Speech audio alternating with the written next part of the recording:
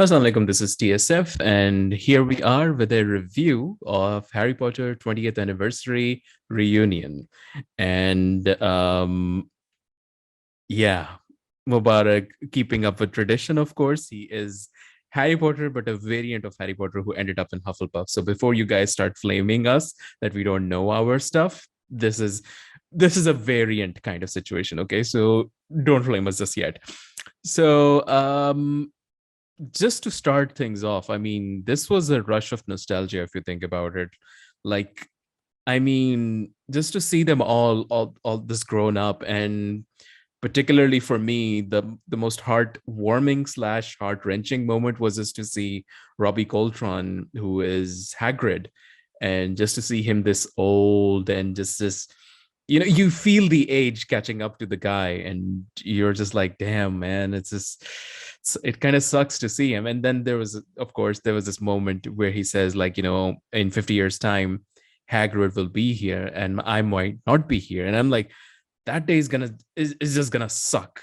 That day is just gonna suck the day he passes, and I hope he lives long. But Mubarak, what did you think about the reunion episode, and what was your most nostalgic moment? I think the music that was fantastic. It's like the music just took me back. Like the first scene in Diagon Alley when they're showing Harry's back shot and the music's playing. I started tearing up. I didn't cry, but I started tearing up because of that. And to bounce off what you said, a lot of people have aged in this. Gary Oldman looking really old man over here, you know. I knew this was coming. but it I was, knew this was coming. but it was nice to see them all together. One thing that I am concerned about is like the production level, because it felt a little too high in some places, and it does give off that vibe of being scripted, you know. Yeah, I do agree. I do agree. There were moments where you went like, is it a Mm. script that they're reading it off? Like, there are moments, of course, where you find this wholesome banter and all of that. So, like in that moment where you're like, okay, wow, these are like few people who are talking to each other, and then all of a sudden there are moments where you go like, were they? It kind of feels like they're reading off a script or something. And so I do agree that you're right in that regard. It's only in some places. Like the rest of the conversations, they were like very very natural, but then like with the big three, Harry, Ron, and Hermione, it felt like there was a little A bit tension as well. forced. A But bit yeah. forced. I mean, we Hmm. could be reading too much into this because, again, for example, if there was a TSF reunion to happen and it had the same production level as that, I mean, it's just like, the two of us, if we are talking right now, we're just used to chatting each other. But you put on cameras and you put on like this whole production quality, there would be, Hmm. of course, some stuff that we would say to each other that we normally wouldn't talk to each other that way. Like, I wouldn't be nice to you, and you definitely wouldn't be as nice to me. Uh, So yeah, but I do agree, like, this does end up being this like very nostalgic rush for all the Potter fans out there. But again, the question begs, like, of course you don't see some of the prominent figures, and of course some of them you don't know the reason why they're not there. For example, Sir Michael Gambon, who was Dumbledore, he couldn't make it to the reunion because he's suffering from memory loss, and poor guy has had to like take time Obliviated. off. Obliviated.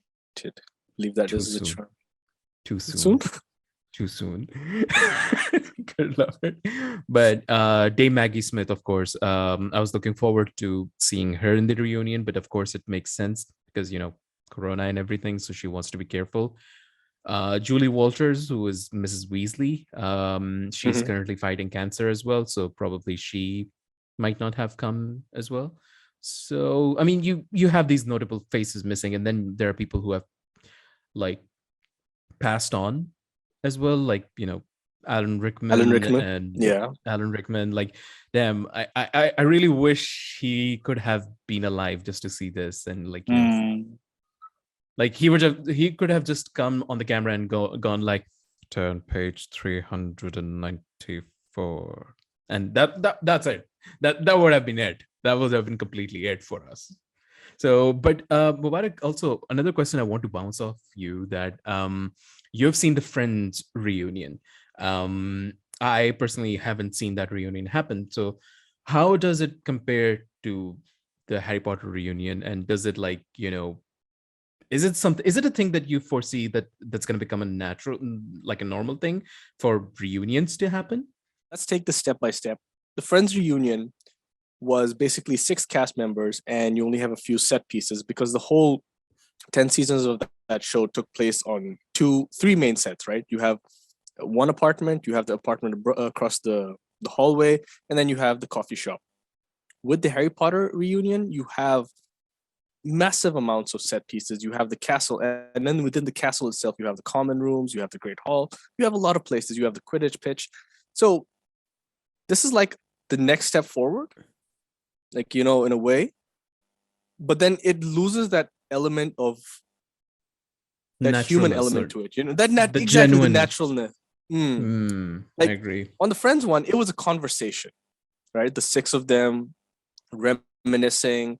It was very, very natural. In this, you have, how they broke it up with like different people in different places, and there's like this increase in production value. You don't have that with the Friends. The Friends one felt a little more natural. This one felt scripted in places. And to answer your second question, yeah, I think reunions could be a thing. They lost out on the opportunity to do the 20th anniversary of Lord of the Rings, which was should have been November. True, They true, lost the true. chance. They lost the chance to do that. That would have been fun. There was a music video of sorts on the Colbert Show, where they got some of the cast members to do the rap, and then they had some other cast members coming through Zoom. We'll leave a link somewhere in the description below for you to check it out. But they could have actually had a proper reunion of sorts. But then again, this pandemic, it's holding a lot of us back. So True. that's one thing. That's one factor we have to factor in.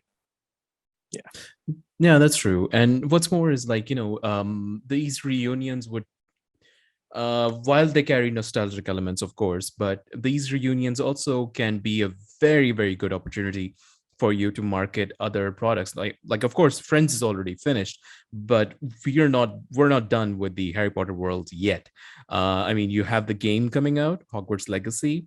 Hmm. Then you have a Fantastic Beasts franchise coming out as well. So you have that leverage to probably promote a lot of things and like have those particular moments that fans would have like, hey, Harry Potter is acknowledging like Newt Scamander and all of those things, like some tiny little crossovers. But yeah, then again, of course, it's expecting a bit too much, but then again, it's a perfect opportunity to promote that. So yeah, I mean, I don't think we can rate this or something because again, it's a reunion of sorts, and we're just airing our thoughts. But to see for me that moment where the list of people who died came on, that was something that like, damn man, it hurts.